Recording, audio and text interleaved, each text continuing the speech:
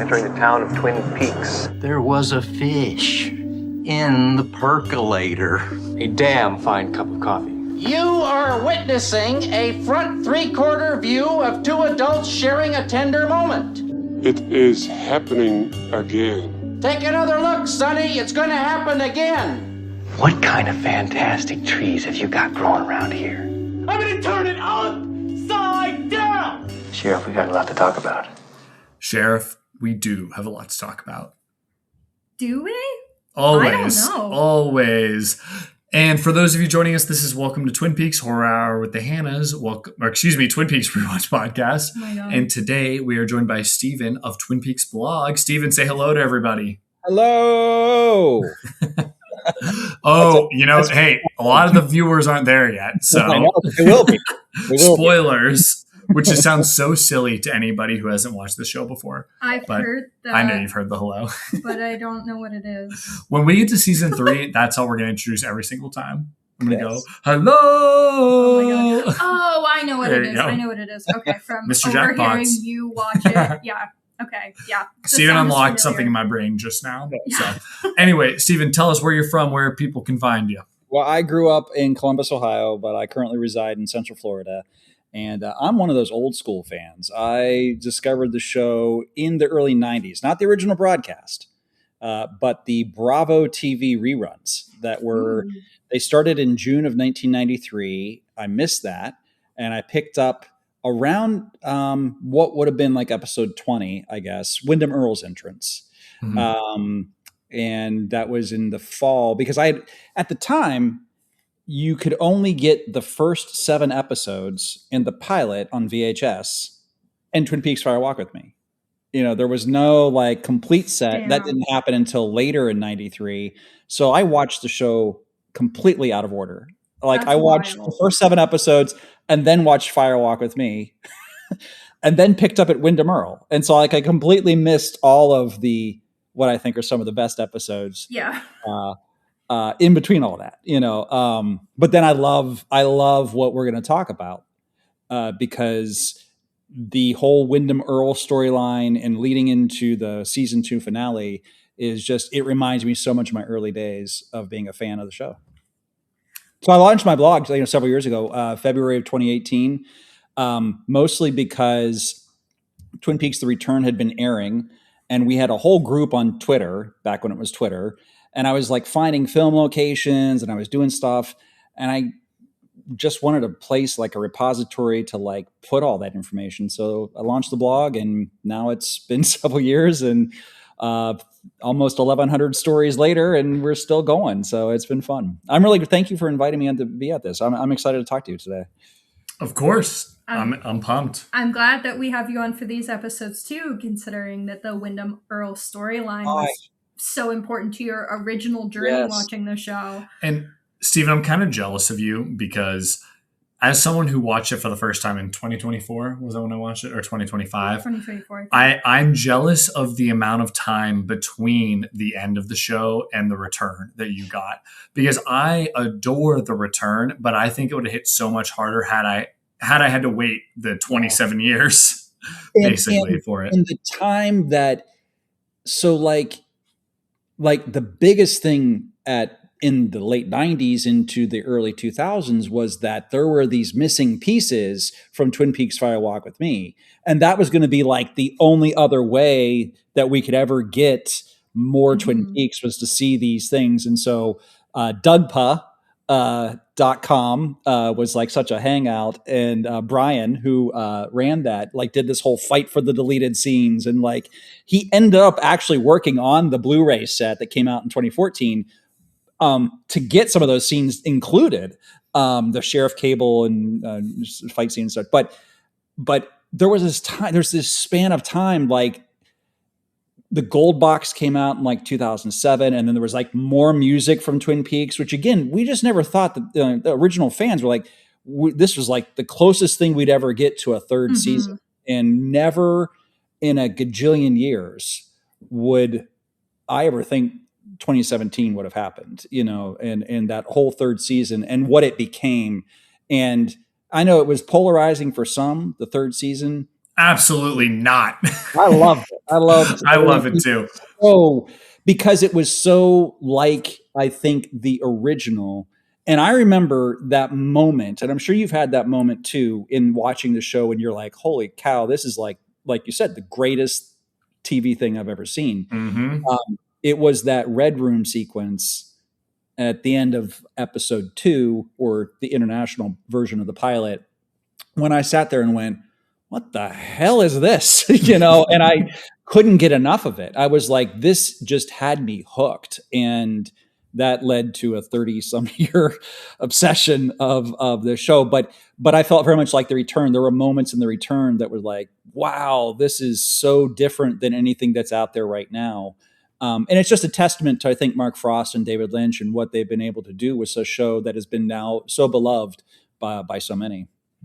Well, I'd say I'm 2 years into my 30-year plus obsession, and I'm so excited to share it with I'm Hanna. Jealous of you because, like, it's so wild to think, like, in the 90s, we had magazines, like, entertainment, magazines and books, maybe, but there was no ease of, like, the blogs and the social media and the connection to fans. I launched a website called The Great Northern Hotel when I was in college. Basic, like lame basic HTML, like as basic as you could get. And my buddy Joe and I flew out from Columbus to attend the 1996 Twin Peaks Fan Festival in Snoqualmie Valley. It grew out of the premiere back in 1992, and New Line Cinema held a fan festival, and then just kind of continued on. And that was the only time I ever visited Snoqualmie Valley until 2019, where they filmed so much of the locations. But I had this website, and I put that up, and I would meet people via electronic mail, because it wasn't email, it was electronic mail at the time. But there was never really like a community of people out there and listening and all that stuff that existed like it does today. And so that connection point, it's neat that you share that experience with people today, which is something I just didn't have growing up. I thought I was the only person who loved Twin Peaks. That's what we're trying to do is like, we had a friend, Jason, who we'll shout out, who calls into the show, who was like, everyone needs to watch this. And I was the first of our friend group. Cause I mean, I was born in 96, Hanna was born in 96 too. Yeah. Wow. I just turned 30. And he was like, you got to watch the show. You got to watch the show. And I pushed it off and I pushed it off. And then I watched it. And I'm the new disciple who's like, guys, you got to watch this show. And now Hanna's the third of us. And now because we have this podcast, we have a bunch of friends. And if anything about this podcast is successful, it's that all of our friends are going to watch this. They can listen to our show on it. So I got coworkers watching it. I got all kinds of people, which to me, it's crazy that this is still a cult classic, as it has been just one of the most important shows, including the return of television history. Oh yeah, I agree. I mean, there are things that clearly paved the way, and I think you've talked about that on previous things, on previous podcasts, But I mean, there was other shows, like the only other one that I could equate that I still just absolutely love is the Patrick McGowan's The Prisoner, which was only 17 episodes in the 1960s. And I still think that is so relevant today, and what he was tackling in that very short-lived series, but it's timeless. And I think that aside from that, I don't think there was another show that was quite like it. And I think that's why viewers were just so enamored with like the first season, and particularly the pilot, when there was 30 plus million, whatever it was, folks viewing it, because it was just like, holy smoke, I've never seen anything like this before on network television.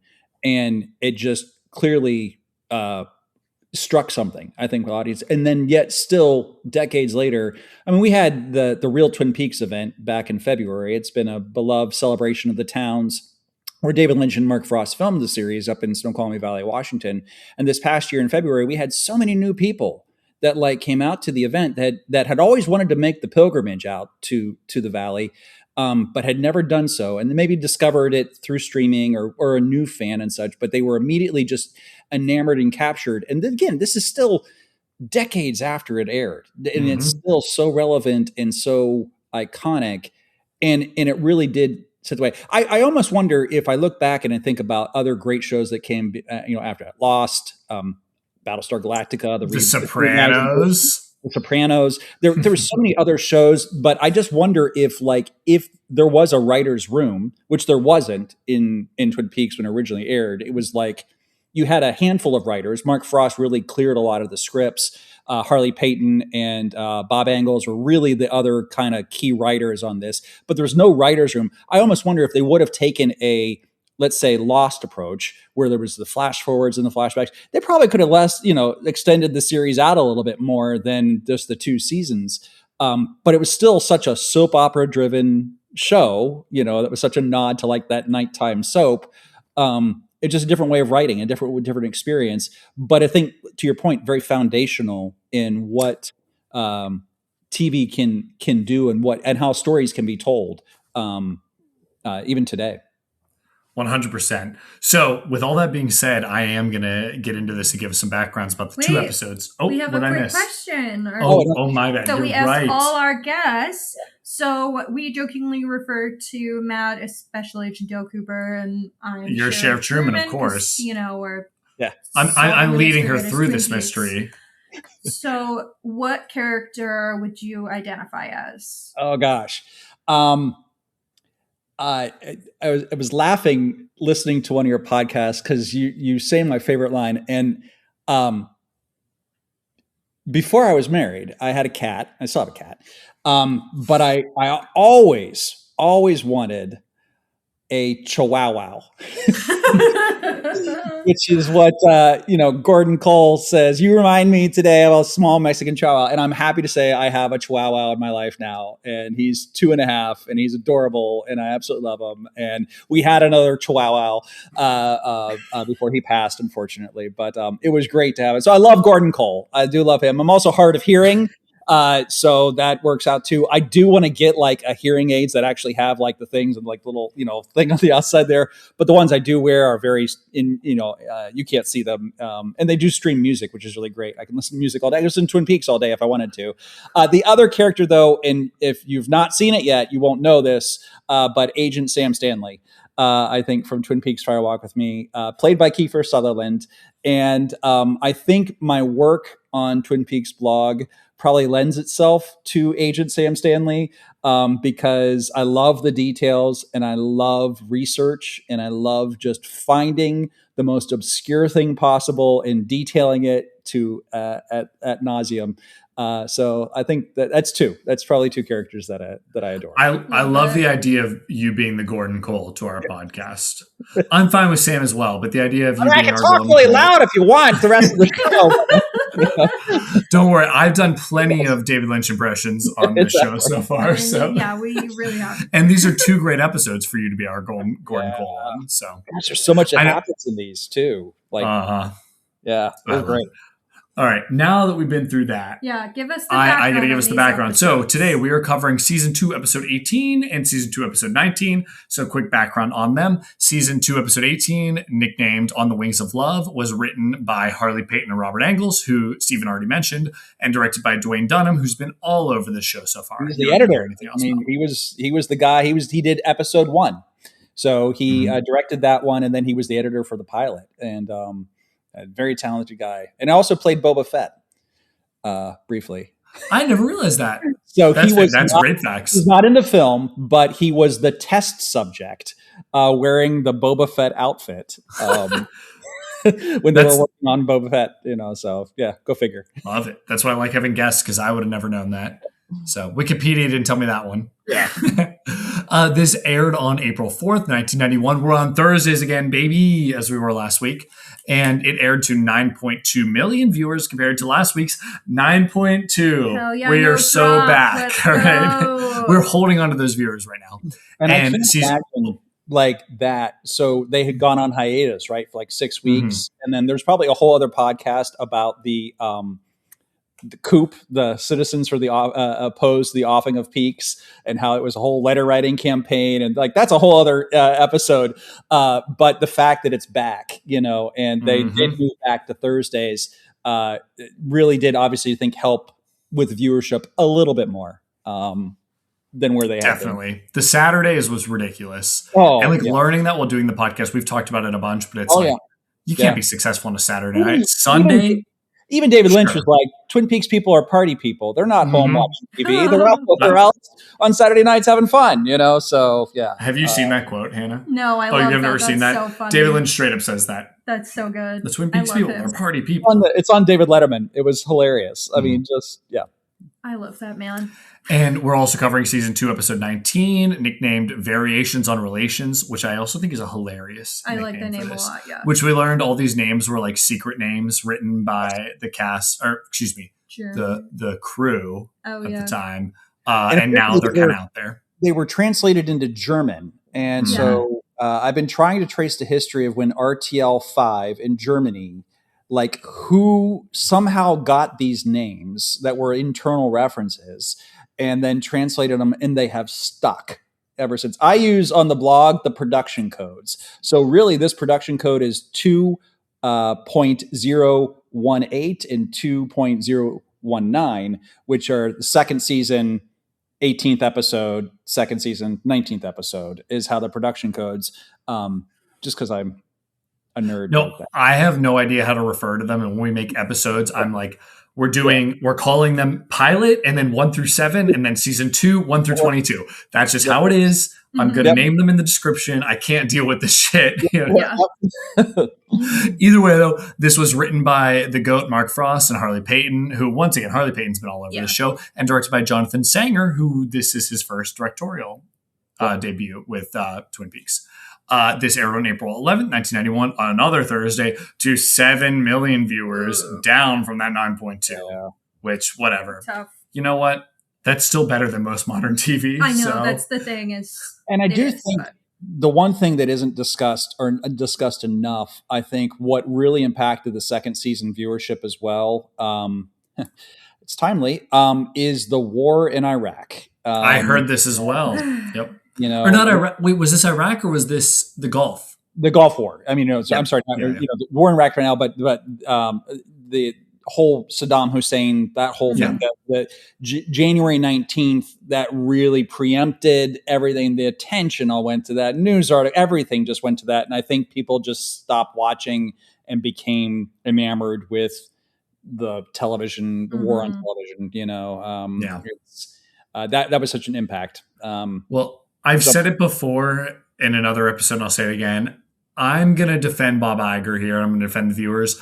Had this not gone the way it had, we would have never gotten The Return. And I think The Return is amazing TV. I don't think we would have ever gotten Fire Walk with Me the way we did. And, I think it's best for everybody. So, well, and I think Bob, to his credit, he was so bullish about the program and really wanted to shake up programming at the time and needed to do something that was risk-taking. And he's even admitted in his book, Ride of a Lifetime, much later, he looked back on that. He had devoted 3.5 pages to Twin Peaks and said that, maybe David Lynch was right. I should have let it go on a little bit longer in terms of resolving the mystery, from that. But he definitely was hugely influential in getting the green light for the show and supporting the show as long as he could, I think, up against ratings, up against advertisers, up against all that other stuff.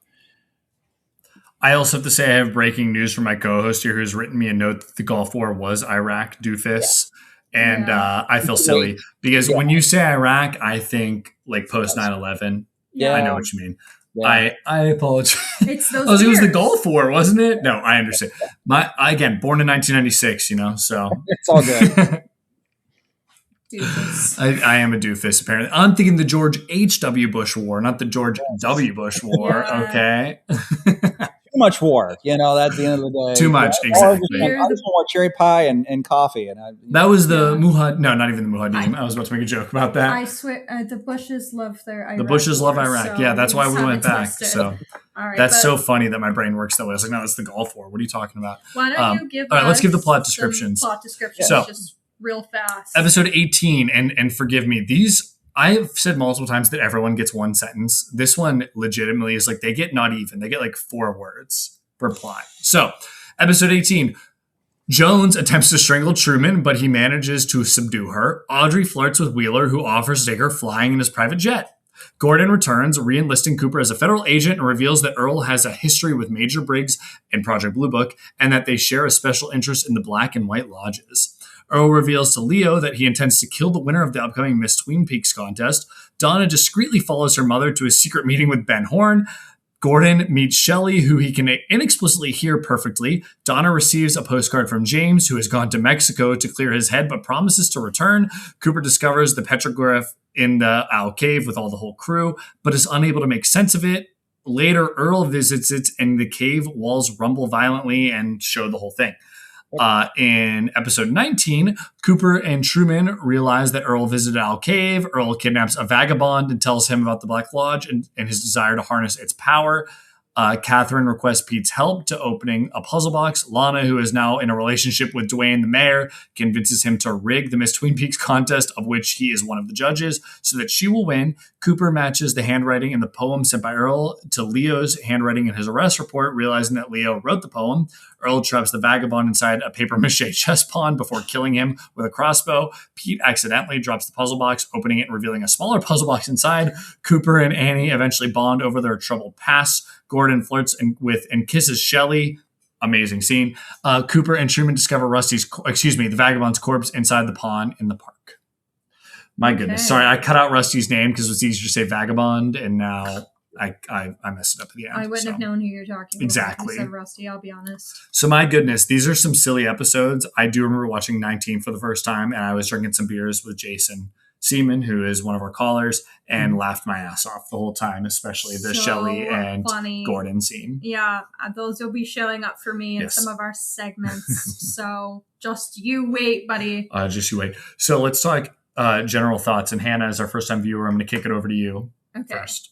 A lot of the plot points I have coming up kind of in other places, so I think I'll hit most of them.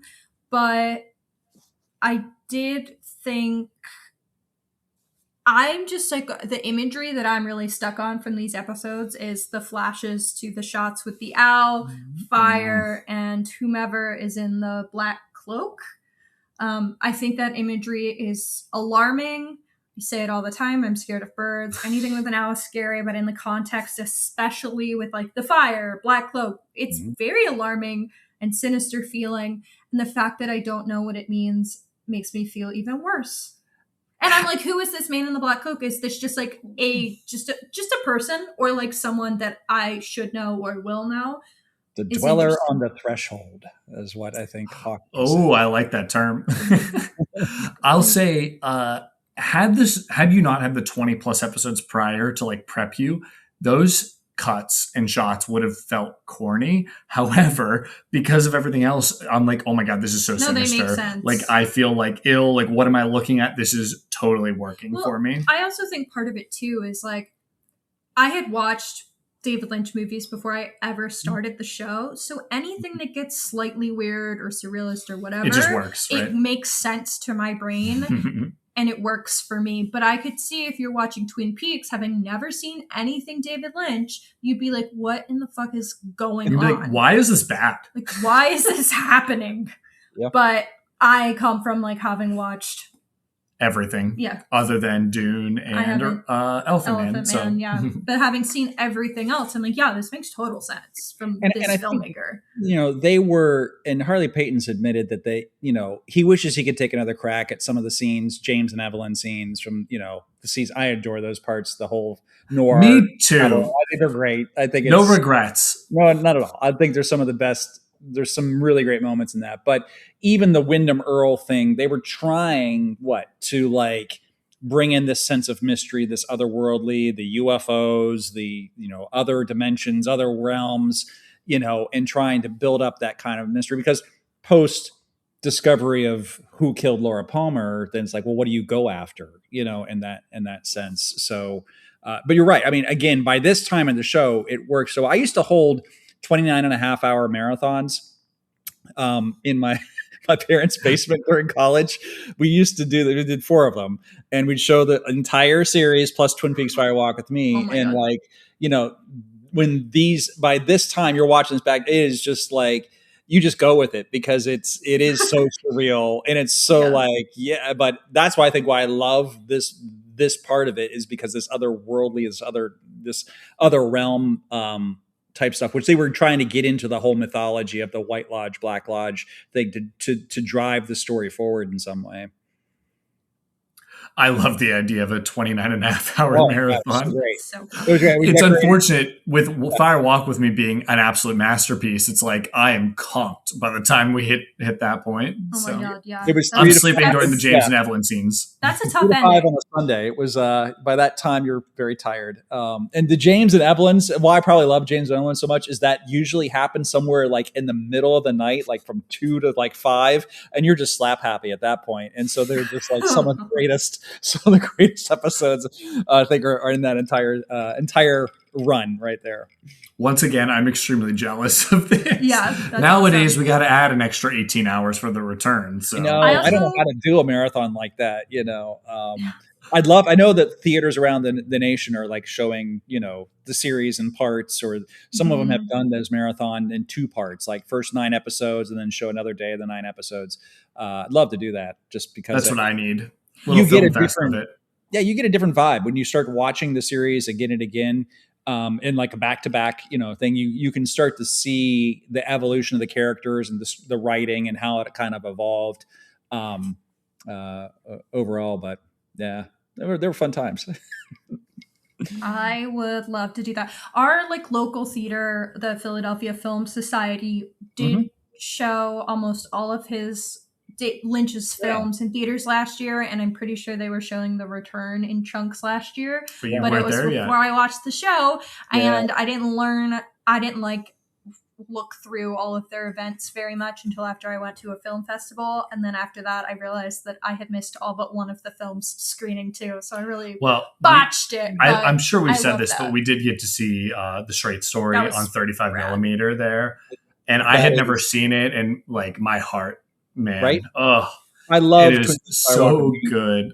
I think Firewalk with Me is great. The Straight Story is by far truly a masterpiece. It is. I really think so too. And maybe I grew up in Ohio and I had cornfields behind my, Yeah. and maybe I just because I could relate to, but between the soundtrack to Richard Farnsworth's performance in it, Oh, to so good. the visual, everything, and it's a Disney film, which is just, and it's rated G, but yet there's so many Lynch touches to it. If I was to do another website and another deep dive into something else besides Twin Peaks blog, it would be The Straight Story. I would love to trace the history. I'd love to go on the film locations. I'd love to do all that one day, because it is truly, and you see it in 35. That's amazing. I need to sell that movie on more people, because it's not one you think of when it comes in, but it's if you can get into that, you can get into any of this stuff, and it should be easy. I think it's in terms of the actual filmmaking, it's obviously one of his most accessible works. Definitely. Blue Velvet, So people say too, but I think this is more accessible than Blue Velvet. Well, Twin Peaks is the most accessible, in my opinion. Probably true.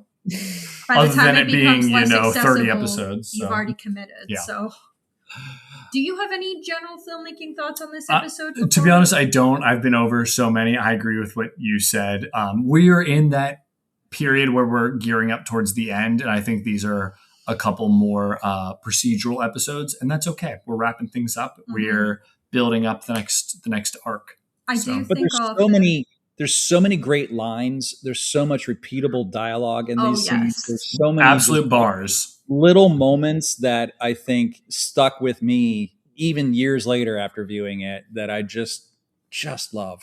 I wrote a lot of quotes down for I'm excited these for you. episodes. I don't know if I'll say all of them out loud, but as I was watching, I just kept jotting down direct quotes where I could, because I do feel like some of the dialogue was so great. We can wait. Where if it you want. leads will be both wonderful and strange. That's it's just it. an That's incredible piece of dialogue. That's what I use to sell Twin Peaks. Yeah. That's what Japanese designer Jun Takahashi used on this 80-piece collection of high-end fashion Twin Peaks stuff 2 years ago. And in the in-store displays was the quote about the wonderful and strange that Agent Del Cooper says in Owl Cave, because it's so iconic. And I use it so much on the blog because I just really think it describes the show for me. It is wonderful. and it sure is strange. Yeah. But I love it. I need a neon light with that, where That would leads be will really wonderful and cute. strange. Yeah, we'll that look would into be that. Steven, though, any general thoughts before we get into like segments and all kinds of stuff here?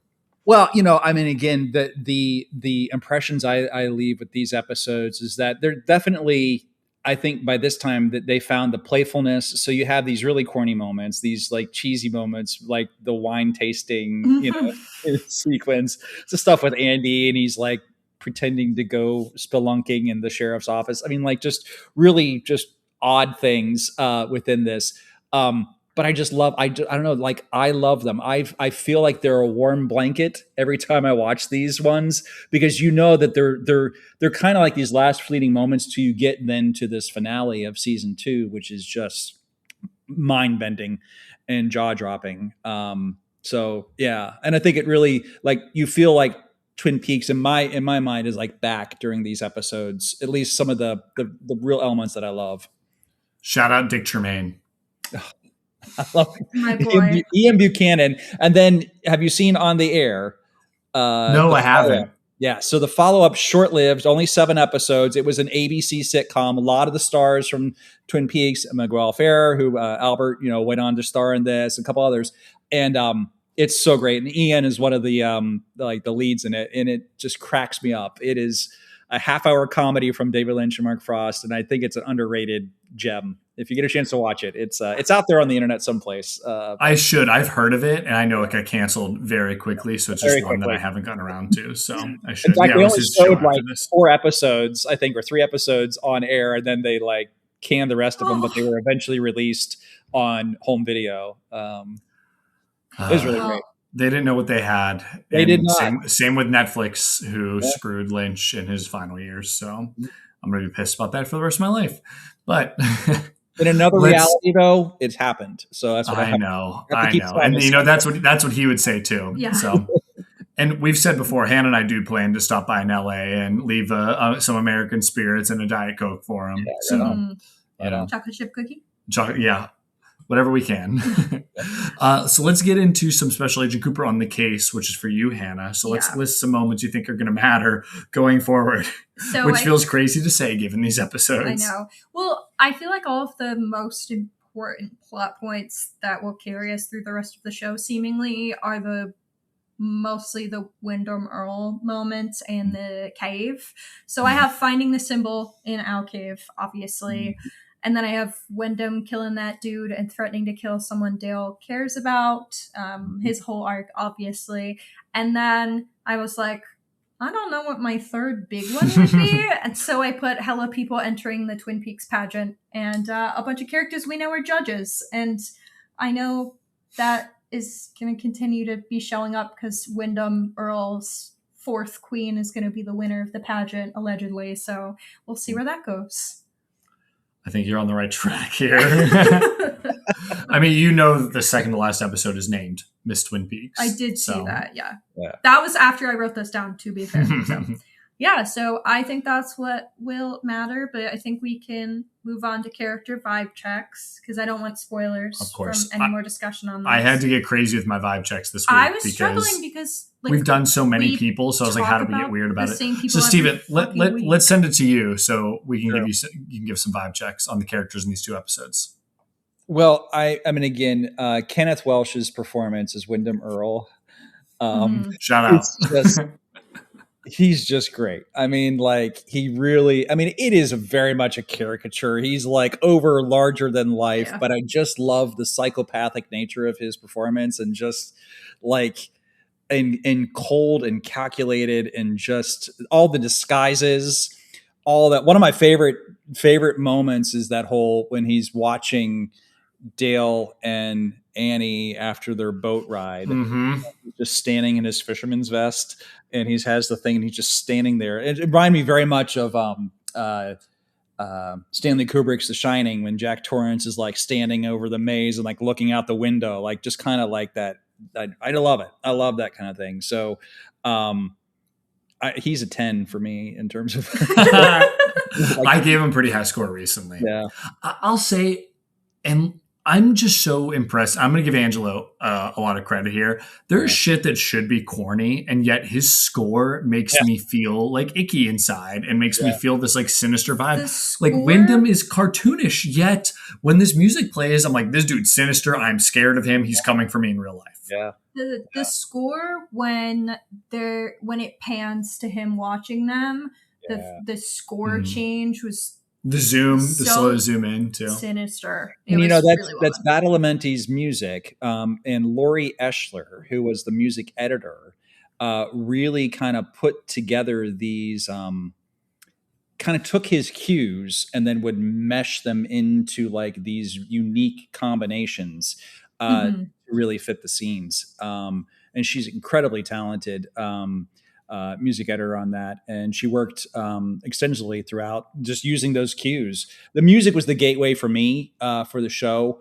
Definitely. Like, I mean, I had actually heard the soundtrack before I watched the show because I saw Wild at Heart and I liked Badalamenti's instrumentals on Wild at Heart, and I thought, oh, there has to be some other stuff by him. Oh, this Twin Peaks thing I heard of, and now like when the complete Twin Peaks archive was released with all the additional cues that were out there, just great stuff. But that whole the Wyndham Earl motifs and are just so great. They pair his character, I think, really well.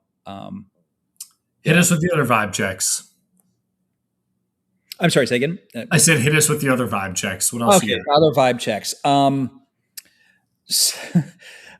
Johnny Horn. So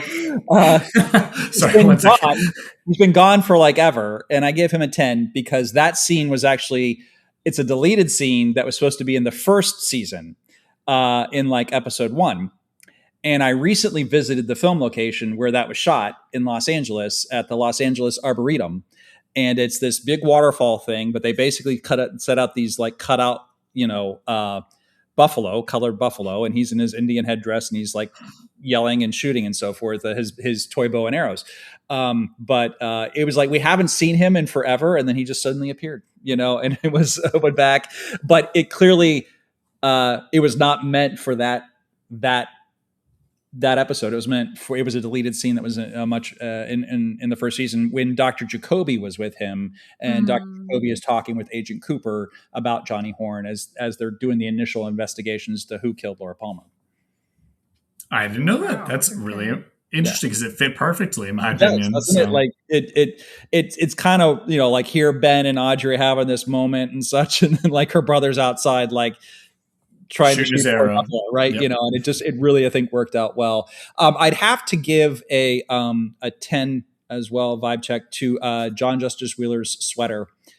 Yes. Incredible. That's his grandfather's skiing sweater, and it's actually his own. And there's some great images of Billy Zane in like the 1980s of him wearing that sweater in like some fashion shoots or something like that in Los Angeles. And so he was able to incorporate it in the series. So shout out to our parents' clothes, I guess, our grandparents' clothes. Hell yeah. I'm trying to bring back the Twin Peaks style. So right. I love a good sweater in a show, movie. I'm obsessed with that. Shout out Billy Zane also. Is this his best performance? Well, I don't know about that, but he's so great. good in this. I find him so compelling and charming. He's so like charming and suave to the point where I like don't trust him. I'm like, how could you? No, be he's so good. Precious. Yeah, I don't understand. Yeah, love him. Love that shout to the. You got to remember, if Dale Cooper likes him, you got to trust him. You know what? And that's super valid. There's that great scene between the two of them, and that was one of the earliest props that I remember finding was the milk glass that Agent Cooper was drinking from. This is like in the early 2010s, and I started doing this prop hunting and trying to find the replica props and that sort of stuff. And but that whole scene is like love is hell, and say love is a ladder to heaven, and I just love that exchange between the two of them, like just two random strangers, because like you probably have had those moments where you're sitting in some random hotel room, lobby, and you just start shooting the shit with somebody, and I love that connection that the two of them have. And then in that scene, there's a little nod to the prop master of season 2, the bellhop that brings John Justice Wheeler the envelope, he's wearing a Jeff Moore name tag, and Jeff Moore was the prop master for season 2. So he put on his. That's cute. It's not Jeff Moore playing the character, but it's just the nod Jeff to him. Tag, so. Yeah. That's so cool. Yeah. That's sweet. All right, Hannah, I'll let you go next. Okay. If I have any repeats, I'll bring them up. So okay, I have Lana, the Black Widow, as a 3 out of 10. Shut the fuck up. Reasonable. I just when her arc seemingly ended, I was like, thank God, because I simply don't care. So when she came back, I was like, are you shitting me? You know what? I don't care about you trying to rig the pageant and you're being annoying at the wine tasting. Like, simmer down and just do your job and be quiet. But it does lead to Lucy being really fun. And I did like Lucy's reaction to it. I did think, honestly, the Lana Dick Tremaine whatever was really funny. So Dick with the stupid, I love Dick, as I said before. Post, the little Nikki saga makes you so in love with Dick, I think. Well, him and Andy's bromance, I can't help but Dick love. Dick first showed up, I was like, I hate this man. I hate him. He's an asshole. And then him and Andrew became buddies, and I was like, oh, I think I love him. So his is a 7 out of 10 because obviously he is quite the character. He's not a perfect human, but I kind of love his character a lot. There's absolutely no need for him in this show, but they gave him to us because we deserved it. And that's so true. Yeah, he's not adding to the plot in any significant way, but he's so he's good for my heart. He's so funny. That actor is killing it. His facial expressions as Dick are so good, with like that fake corny smile that he does. And he was a model. He was like a model. I believe it. He's a good looking dude. Well, in terms of model status, he's got that. He's got the model face. Very chiseled, like goddamn nose bandage though. It's when so the wine well, all and then over when he puts it directly in the wine when he smells the first glass of red wine, I was like, Dick, what are you doing? Oh, so funny. I also gave Briggs a 10 out of 10. I don't think any explanation is really needed. I've just gotten to the point where whenever he shows up on screen, I like cheer. And then finally, whoever left Audrey out of this episode, out of episode 19, 0 out of 10. Center Seattle. That was Ben Horn. Ben Horn should talk. I'm your man, right? I'm your man, Daddy, right? Isn't it? She was like on her way to. Whoever allowed that, whoever in the writer's room was like, we'll give her an episode off. No, I love her. Bring her back. Bring her back to me. All right, well, mine are easy. Gordon Cole, easy 10 out of 10. Yeah, David I knew Lynch, you were going to do that. Come so on. I was like, I'm not this episode made me laugh so hard the first time. I heard that. I heard that. Yeah. He's so good. He's wonderful. He just, everything about it. It's in our intro of the episode, him yelling at Bobby for the first time. You're witnessing a front 3/4 view of 2 adults sharing a tender moment. Well, after that scene happened, I text Jason and I said I just saw the front 3/4 view of 2 adults sharing a tender moment, and I was like, "Oh, he's gonna love this message." He didn't respond. How dare you? Well, even his reinstatement of Dale to the FBI and just the giddiness, and then there's this moment they share as they're leaving. He's like, "I'm buying, buddy," like. You just have to think that was improv. That was David Lynch hanging out with his best boy Kale, right? Yeah. David Lynch is a lot like Scorsese in that, like, both of these dudes could have just been prominent actors in the industry if they wanted to be. Yet they both decided to be some of the most important directors of all time. Mm-hmm. So Mm-hmm. And I love that for him. Like, he is so damn funny and good. So Gordon Cole, you're an easy 10 out of 10. My next one, I'm giving Leo a 3 out of 10 because we've talked so much shit on Leo. But in this episode, Leo was like, no, I don't want to kill more people. You're going to hurt Shelley. I don't want to hurt her. After all this time he spent being an abusive dickhead, I was like, you know what, Leo, stand up to Wyndham Earl. I get a game, respect game. Sometimes you just need a little tiny bit of brain injury to become a better person. Yeah. And a shock collar. And it might also a shock collar, yeah. Well, shock collar makes him a worse person, actually. Yeah, that's true. And he was doing the right thing. Lastly, the primary target of the Ben Horn Shit Talk Corner, I think I have to give Ben Horn a 5 out of 10. And I Whoa, know that's his highest score he's I know, ever gotten on this Ben Horn podcast. is a really, really bad person. But I find him so damn compelling throughout this show because I think it's so brave of Mark Frost, David Lynch, Harley Payne, Robert Engels, everybody to say, what if a horrible, unredeemable character tried to redeem themselves? Yeah. And should we forgive them? No, we shouldn't forgive them. But should we be mad at them for trying? Absolutely not. We should be happy that they're trying. Mm-hmm. And I love that he is trying. The whole pulling a carrot out instead of a cigar is hysterical. So funny. And like, you know what? I know, and he wants to be bad and he says it. And like, again, this dude is a rapist. This dude is a sex trafficker. This dude is Jeffrey Epstein alive right now. Yet I can't help but be happy that he's trying to be a better person. Yeah. And like, I think we should be. Again, no forgiveness, but you do you. Be a better person. Always tell the truth, the hardest truth first, right? Isn't that of course what John Justice Wheeler tells of, you know?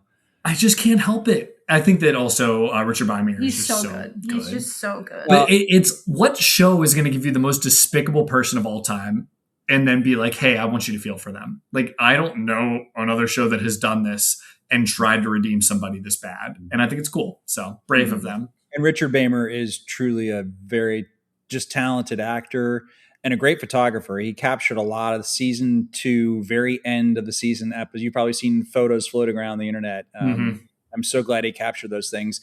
The Jeff Moore, the prop master, said that he loved acting with props. So he always had something in his hands. If you watch the series again, which I know you will, of course, the carrot, all those things is because he wanted to have props always in his hands. I guess that's like his way of acting was that.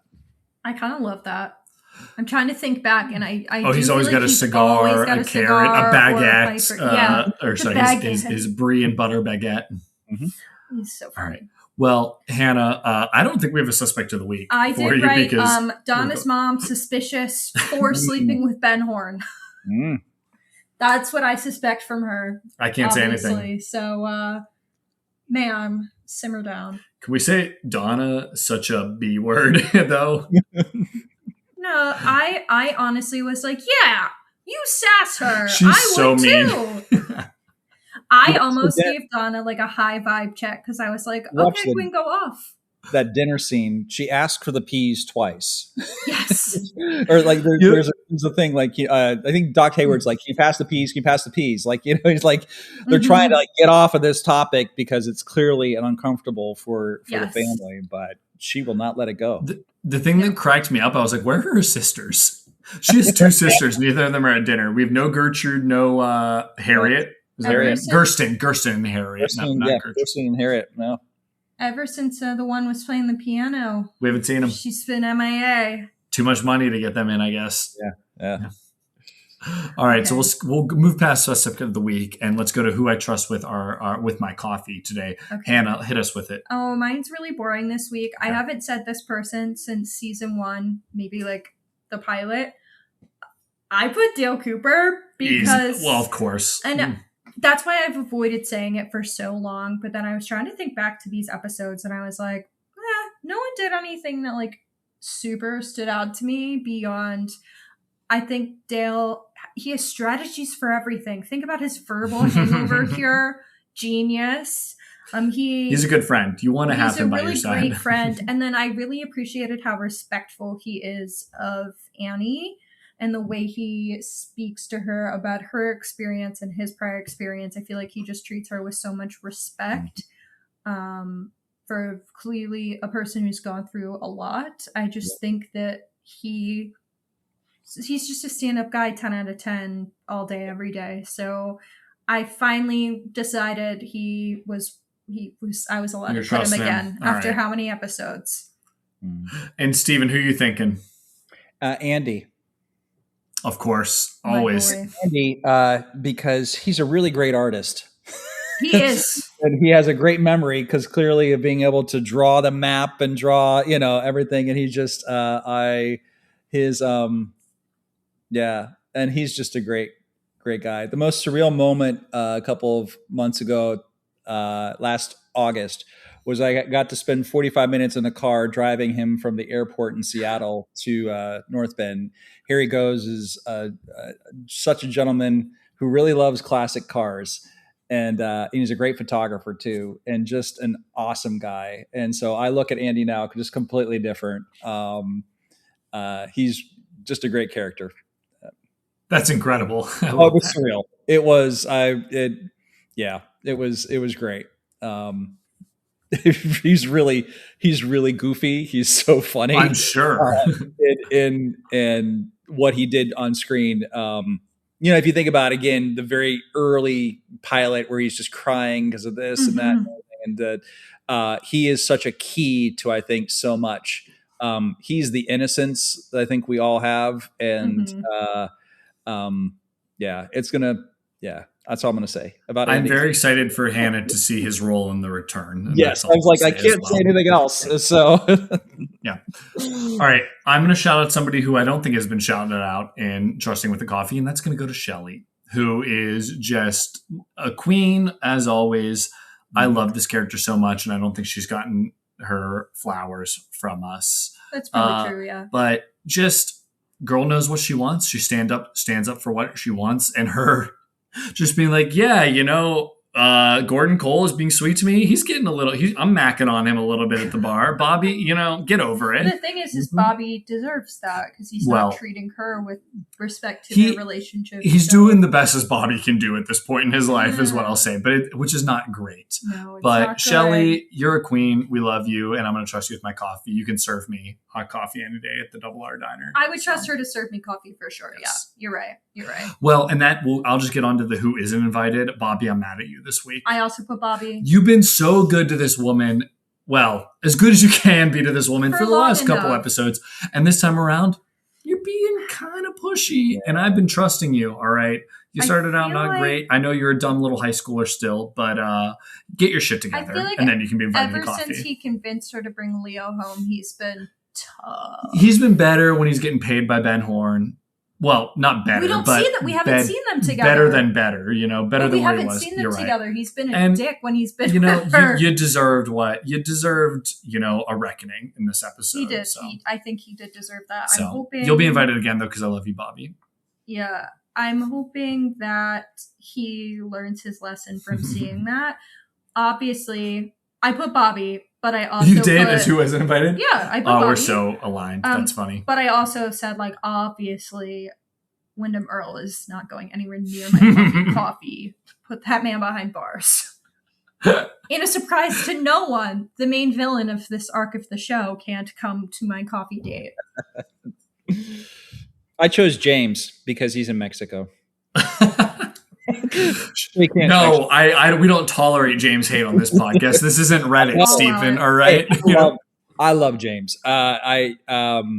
He told a great story about the creation of Just You and how that came about. It was one of the conventions I was at, and he's a really nice guy. And I loved him through the entire series, but the postcard from James I thought was just a nice touch, and it's interesting because he does a voiceover, right? So he hasn't really been in the series. And this episode also has a cameo by briefly Joan Chen at the very beginning. Mm-hmm. There's she's Harry's having a vision of her and so forth. So while she was somehow a drawer pull a couple episodes earlier, she comes back, and that's actually, I guess, her until appearance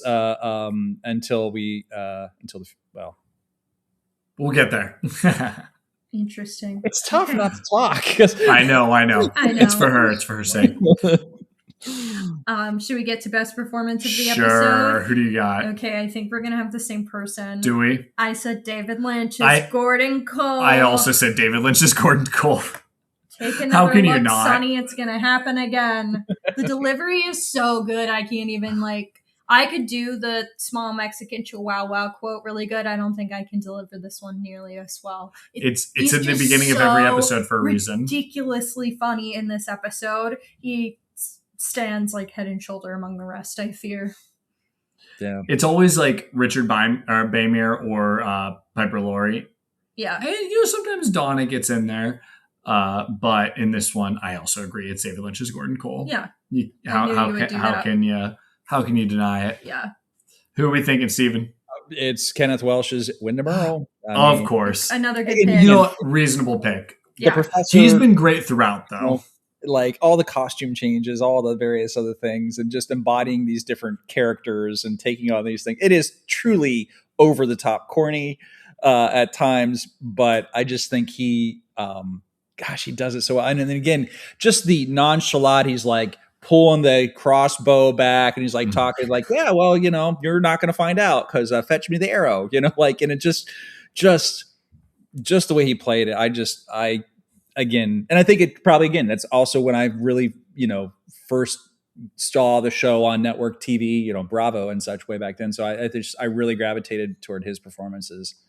He's great. That's fair. I had him a couple weeks ago too. Oh, he is great. He's great. He's very unsettling. And a lesser actor would not have been able to pull this level of corniness and seriousness off together. So. Yeah. And I keep looking at her adoring, and I was like, "Listen, I know this is goofy, but this is like also so unsettling." And I know it's clicked for you. There's certain moments where I'm like, "Okay, it's a little corny," but then there are the moments that are the most unsettling thing I've seen all week. And I watched like 7 horror movies this week, and somehow that man is the most unsettling thing that I have watched. Him loading up the arrow, and the guy's like, "I don't like practical jokes, man." I thought him describing that, like, what he's jealous of him to see what the afterlife is like. Oh yeah, I was like, I'm gonna throw up. The thing that actually in this series of episodes that I actually found extremely unsettling was him talking to Audrey as the professor. Oh my god! Yep. Yeah. He is like nearly there to pulling it off without unsettling her, but because it's so innocent, successful almost. And innocent seeming, the way he's putting on this persona, it's really unsettling.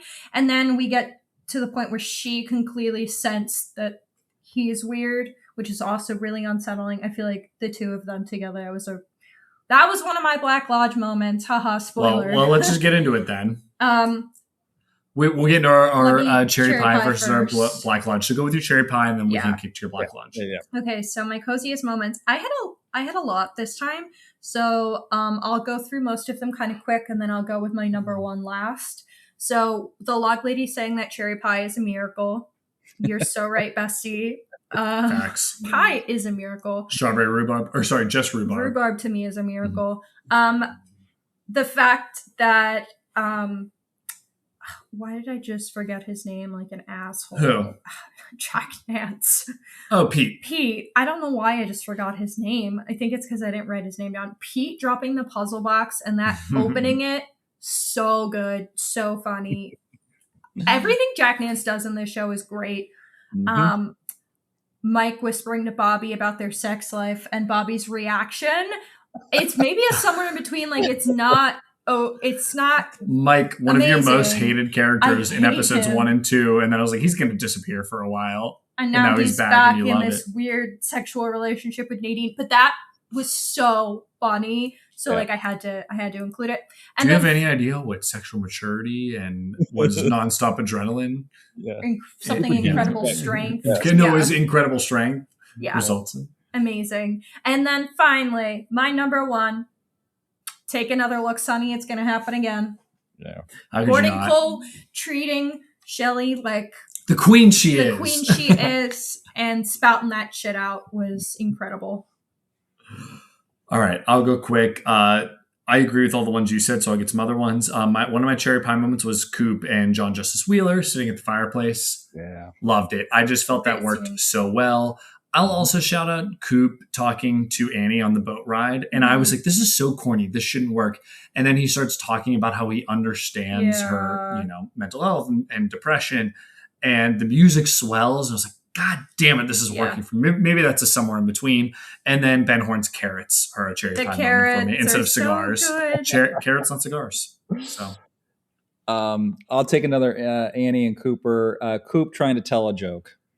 Oh my God, Yeah. the stupid Impress penguin. the girl. And Truman's just sitting there watching him, like Mhm. he knows what's going on, The because callback is so damn good. It's so good. I was like, Hannah, are you watching this? Are you looking at this? And like Harry's smiling. I was like, so how long you been in love with her? It was I was so like, this show good. is so perfect Yeah. in its delivery. So yeah. sorry, Stephen, go ahead. I was No, I think that to me is such a great, I think a great moment, and I think that it just the chemistry between Cooper and Truman.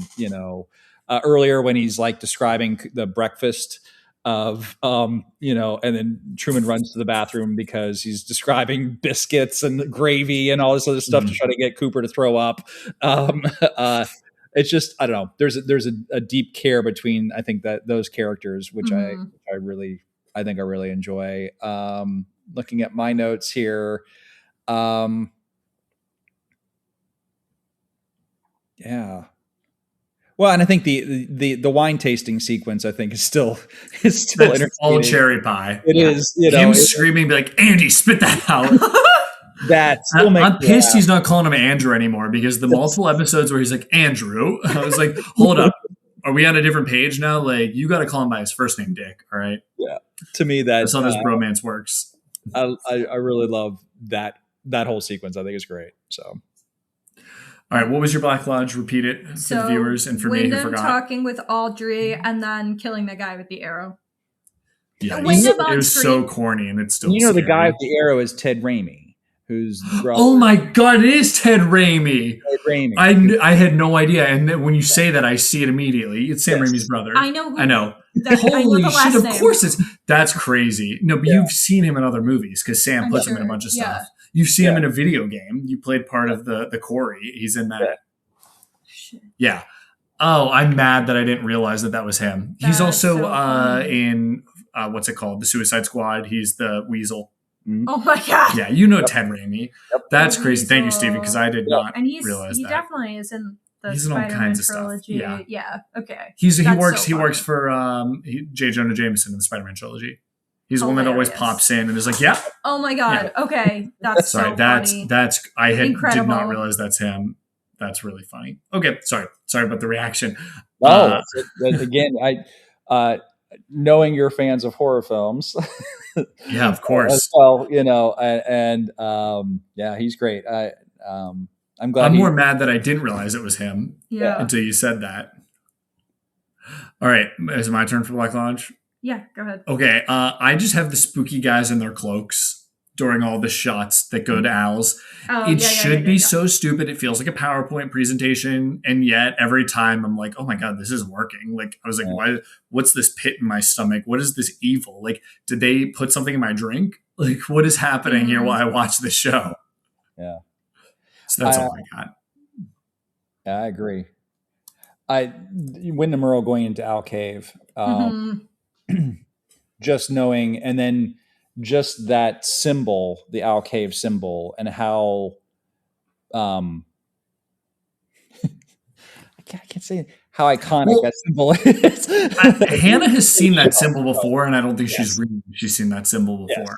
How iconic say. that symbol is to all of Twin Peaks, and yeah, I think that is it spoilers to tell her where she's seen that symbol before, because it's shown up in the show. I'm asking Stephen, what do you think? You can tell her. Yeah, you can tell her. Cooper's ring. Oh shit! It's been on Cooper's ring. Everyone out there, it's been on Cooper's ring. The one that the giant took from him. The same symbol of it looks like a little bug to me. Huh. Yeah. Yeah. I remember that. Because I remember being like, is that supposed to be like a weird owl? Well, it was on the symbol that he turned upside down. So yeah, I knew I had seen whatever that that means is whatever it means. Okay. Stephen, I appreciate you giving me the It's go interesting ahead. because they must have added, again, they were trying to build toward a mythology. They were trying to build towards something, and how much the Owl Cave, the small Mexican Chihuahua is trying to get my attention.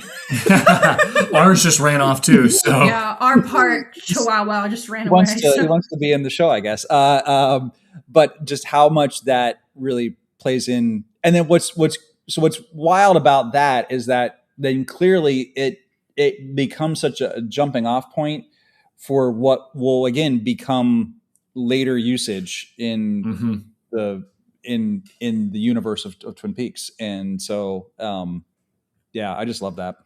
And I've been to Bronson Cave, which is the Batman cave. That's where they filmed. Good. So you ever seen the TV show Batman, the 1960 Adam West version? That's Bronson Cave. You can't get into it now. They closed it down, but in the early 2010s, you could go in, and they did film scenes in Bronson Cave. It's right like near the Hollywood sign. Wow. So, all right. I'm breaking in when we go to visit David Lynch's grave. So Break it in. Which is, have you been to his gravesite? No, we were saying we're going to. You haven't been to LA. I went in October of last year, and it's literally like right along the road. Like it's very close, and it's very well decorated. People leave all sorts of things. That's our plan. American Spirits and oh, sorry, Hanna muted us. That's my plan. American Spirits and Diet Coke. But it's just what'd you say? Chocolate chip cookies? Was it it leaves an impression on you, you know, and I think his passing still touches lives today, and you can still feel. It's kind of like when Bowie died, the universe just kind of changed, and I think you can still feel that with Lynch's passing too. It makes me emotional, and it was silly. Today I was looking up some other movie, and I saw that Garland Briggs was in it. I can't remember. Is the actor Don Davis? Is that the name? That's Don Davis, yeah. And I saw that he had passed in 2008 or 2007, and I was like, my God. I was like, this dude died 6 years after the show finished. And it like really, 8 years after the show finished. Can't do math. And it just made me like very emotional because I was like, I love Garland Briggs. And just the fact that it was like that soon after the show was over really messed me up. So he was at that 1996 Fan Fest. And I'll tell you, meeting him in person. I also said 6 years. I meant more than 6 years. My brain is not working. So not right. It's all right. I'm on the. So go ahead, Stephen. Yeah, no, meeting him was like meeting Major Briggs. And I remember being at the Kiana Lodge out in Paulsbo. They had a celebrity dinner, and he was one of their guests there. And I remember going over to get coffee, and he came over to get coffee as well. And I talked with him briefly, and I mentioned I'm from Ohio, and he's like, "I've been through your state." Like just the way he said it was just like, oh, he just had such a presence, that voice. Just a really incredible guy. It was great to see him later on the X-Files and later in Stargate, SG-1. So he had a little more time, I think, on TV. But it's sad that he passed. Yeah. Should we get into our notes for Diane? The questions all you. I'm carrying forward. Okay, team. There's a good amount. Okay. And I have a lot of questions about things we didn't necessarily dive deep into, so I'm glad that I'm at least bringing up some other plot points here. Why is Thomas Eckert's girl Jones trying to kill Truman? Is Coop right about the sexual jealousy? How did Wyndham Earl become involved in Project Blue Book, and was it for sinister purposes, assuming this is why he knows about the White versus Black Lodge? Why did Wyndham make those weird custom playing cards? That's so extra. That guy loves because he's extra. That guy loves a craft project so much. I think you can delete that one. It's literally because he's extra. No, I know it's not like an actual substantial question. I'm aware. I just thought it was funny. He was cutting out photos and posting them. Is Donna Benhorn's child? It seems like Doc Hayward knows about the secret relationship with Ben. So does he know all of the details? In the cave, the symbol has an extra triangle and flame design on top from what Briggs and the Log Lady's tattoos combined to make. Does someone have the rest of the design as a tattoo somewhere? Annie's scar, was she actually in the convent, or is that just a cover-up story for her being in mental health treatment? Obviously, now, Stephen, I want to ask you this question because I don't remember, and Hanna brought that up, and I was like, oh my God, I never thought about that. And watching this again, I'm like, oh, she's lying. Like, she was never in the convent. Like, she was in inpatient therapy. And I cannot remember. So I was curious if you've thought about that or if I'm misremembering That's something. so wild. I'd never actually put that together that maybe she wasn't in a convent. I always thought the story was that she was in a convent. In fact, when Harley Peyton came to the Real Twin Peaks event this past February and spoke for an hour about working on the show and told the whole story about how there was a time when Cooper and Audrey, they had planned that there was going to be some type of relationship, and both actors were like, no, this is not going to happen. A little awkward, just a storyline. So instead we brought in a former nun, as he said. So I think it was implied that she was in a convent, but I never made the connection that maybe she was actually in a mental health facility. That's what Hanna brought that up, and I was like, oh my God. And everything she says makes it. And when he asked the question, she's like, I'd rather not talk about that. And I'm like, oh my God, like she was an inpatient, and I can't get it out of my head now. That's just how I immediately read it once I saw her scar on her wrist, but they haven't actually obviously given anything that would. Well, clearly they don't, if Steven remembers. Yeah. But I think that's a really fun reading, especially with all the stuff Cooper says while they're in the rowboat. Yeah. So. But clearly there's some trauma there. There's something there. There's definitely that happened that made her shy away from wanting to talk about it. So yeah, there's definitely something. Where has Briggs seen the petroglyphs before? I'm sure you know. Yeah, I have an idea. But yeah, I'm sure he doesn't know. But, who is the black cloak figure they show in the flashes? Why can Gordon Cole hear Shelley? You're not going to get an answer to that one. I wouldn't because she's so beautiful, and because David Lynch wanted her to. Yeah, that's beautiful. Or wanted him to. What specifically did Mike whisper to Bobby about his sex life that resulted in that reaction? You're never getting an answer to that one either. I know I'm not going to get answers to a lot of these. It's all up here. Harley Peyton was he was the guy who created the whole superhuman Nadine strength storyline. He's a big fan of comics and that whole superhero thing, and so that was his. Writers were encouraged to bring their story ideas, right? To the show, because there wasn't really a writer's room, so it was just like bringing stuff. And so he did the Nadine superhuman strength. That was his angle, and we love him for that because I think it's great. When Hanna it first might not, started, I was like, "This is dumb," but as it goes on, the way they've been able to play off of that, is really funny. Yeah. So, you know what? I'll forgive it. 3 more questions. What's in the puzzle box?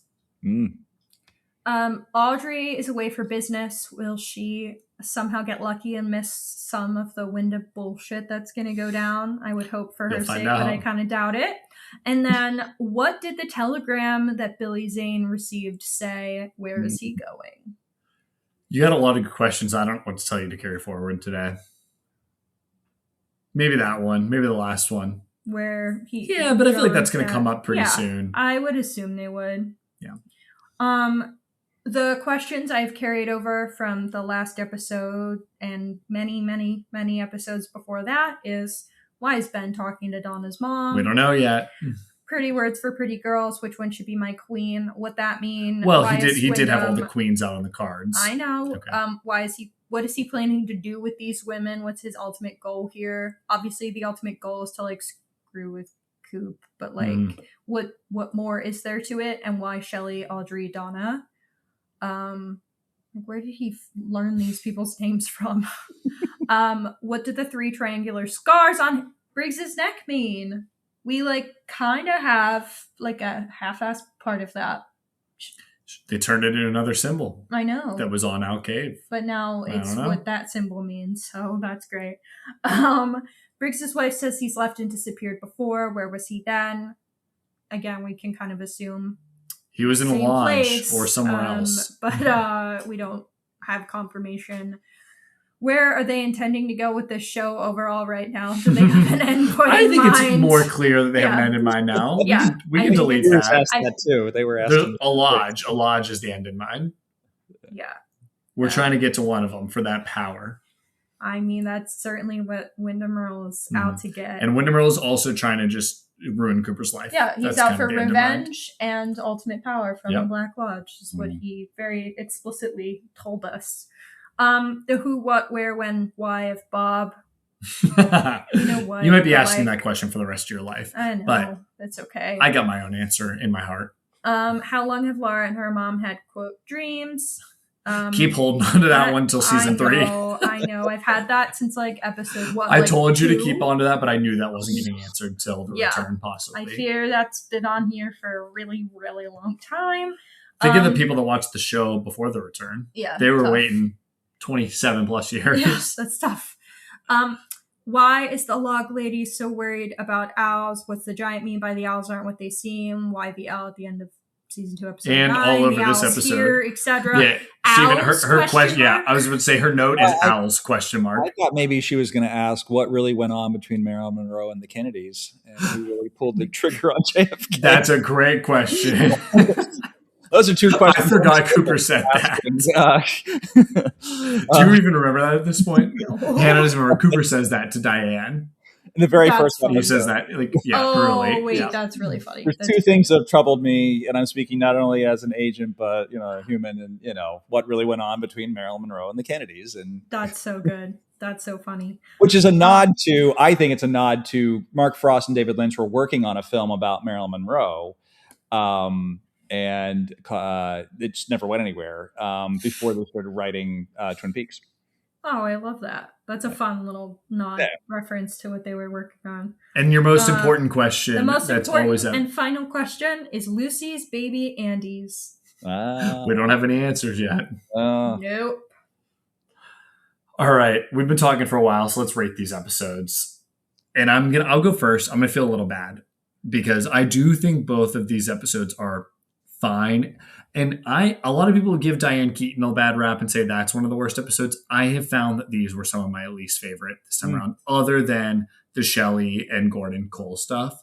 I still like them. I just think we're trudging towards the end. So I'm giving these a lukewarm latte, but they're a little fishy for me. I still really like them, and they're getting close to being fishy. We've never had a fish in the I know we haven't. They're still good. I still love them. It's just they're a little more procedural than the other ones, and I laughed a little less this time around. So, but I don't want to talk shit because I love the show. It's probably my favorite show of all time. So, well, I was also going to say lukewarm lattes, with the exception of Gordon Cole, which is a damn fine cup of coffee served with like the best slice of pie you've ever eaten in your life. And Steven, how are we feeling about these 2? These are good. I'm sure they're high for you, being that this is your intro. But even a bad cup of coffee is better than no coffee at all, is what David Lynch said. You're right. You're right. That is how I feel about this whole show. Yeah. If I have to compare it to other episodes, though, it's like, it's hard. I love them. I will say a damn fine cup of coffee. And I think it's just because I've spent decades now, like they are truly, I mentioned earlier, like this warm blanket. And you get to these moments and these things, you just look forward to hearing the wonderful and strange quote. You look forward to seeing the kiss. You look forward to Wyndham Earl's creepy outfits, whatever. What's Wyndham wearing next? It's just, being a fan for so long now, I can still look at it and think, I imagine, I understand why viewers probably felt in the early 90s, why viewership changed and why there was, and even your viewing of it, that they're not the pilot, right? They're not that episode 2 where, the Red Room, sequences, but there's just these moments that I think for me, I feel like I'm in the town, like as if it was like an everyday, if that makes sense. Like if Twin Peaks was a real place, you just feel like moments that would happen maybe in the show. I don't know. Like I'm a part of it.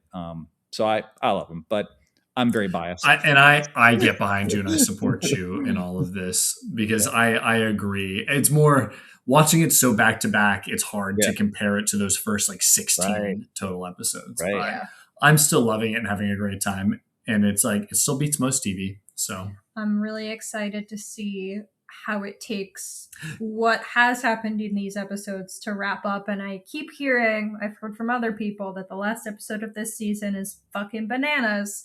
Yeah, and I'm really excited. Last episode of the season's scary. So close. I watched it on Christmas Eve for the first time, and then I went to midnight mass.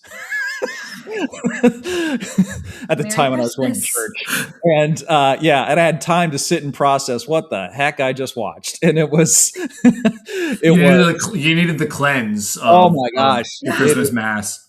It is truly something, and you'll get there, but Harley Peyton had wrote a whole treatment for the episode, and Lynch basically just threw it out and did something completely different. And Harley was mad about it for a long time. And then he saw it and he's like, he even said it at the event, this is like the best fucking thing I've ever seen. Like it's so good.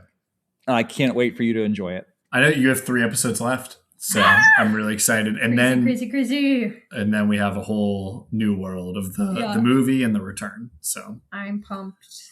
Only good things ahead. Well, Stephen, thank you again so much for joining us. Tell the audience where they can find you. Well, look, it's been great just spending time talking with you about a thing I love and have loved for so long. And it's neat to hear it through your eyes and your experiences of this show. I think that's why this show continues to stick around, and why we still have people that are discovering it for the very first time is because even in its campiest, most corny little Nicky moments, I still think that it is it's a special show, and you really do feel like you're a whole damn town of just I don't know, people that enjoy a sense of mystery and people that enjoy the arts and creativity and just the looking at the world a little differently. And so it's been great speaking with you. I'm on Twin Peaks blog online, Instagram, Twin Peaks blog, YouTube channel out there. I look forward to connecting with you both in the future. And this has been fun.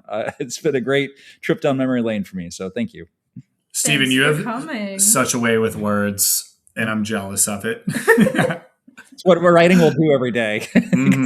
I try to write as much as I can every day, and it's been a labor of love. My wife and my mom both I think they believe this is a phase that will pass.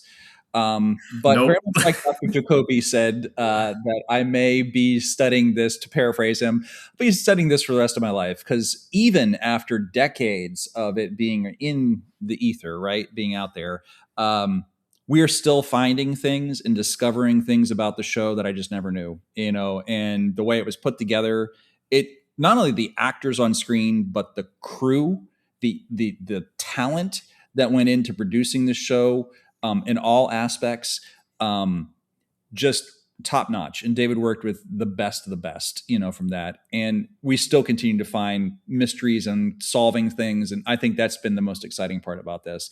And then giving new things to think about, like this, what we did tonight and talking about Annie. That's a very interesting take on it. And I'll have to think more about that. So. Well, I hope both your mom and your wife are listening to this episode right now, so we'll shout both of them out. And I hope they both give the show more chances. Yes. So. Well, all that being said, thank you again so much for jumping on with us. I think we're about to wrap it up here. So thank you, everyone. Call the hotline, do all the things, but we'll see you next week with a fresh cup of coffee. Thank you for listening to Welcome to Twin Peaks, a Twin Peaks rewatch podcast from Horror Hour with the Hannas. If you liked the episode, please make sure to give us a 5-star review on your favorite podcasting app. If you'd like to call into the show, call us at 215-821-9584. You can find us on the socials at Welcome to Twin Peaks Podcast on Instagram, or at our original account at Horror Hour Hannas on TikTok. Come back soon for more coop, coffee, and cream corn.